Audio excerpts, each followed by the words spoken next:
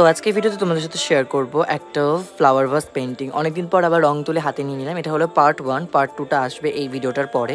তো প্রথমেই ভাসগুলোতে primer coat করে নিয়েছি সাদা দিয়ে, সাদা ফেব্রিক দিয়ে প্রাইমার কোট করে নেওয়ার পর তারপর এটাকে কিছুক্ষণের জন্য ড্রাই হতে দিয়েছি। অ্যাজ ওয়েল আরেকটা যে ভাস ছিল, মানে আমার কাছে দুটো ভাস ছিল, সেটাকে আমি এভাবে কালার করে নিয়েছি।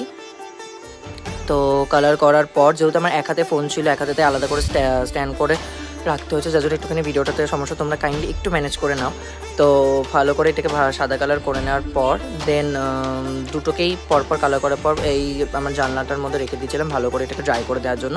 ওই দিনকে ড্রাই হয়ে যাওয়ার পর নেক্সট দিন আমি এটাতে আবার নতুন কালার করা শুরু করি। এবার আমি এটাতে করছিলাম হচ্ছে রেড কালার, এবং রেড কালার দিয়ে আমি প্রথমে অনেকগুলো কালারের মধ্যে কনফিউশন ছিল, তারপর ভাবলাম যে না, একটা সাবেকিয়ানা মেনটেন করতে হবে, তার জন্য রেড কালার দিয়ে পুরো ভাসগুলোকে সুন্দর করে কালার করে নিয়েছি। তো সেকেন্ড পার্টে আসছে কী কী কলকা করলাম। তো দেখা হচ্ছে নেক্সট ভিডিওতে। সেকেন্ড পার্ট দেখার জন্য অবশ্যই চ্যানেলটাকে সাবস্ক্রাইব করেছে। বাই।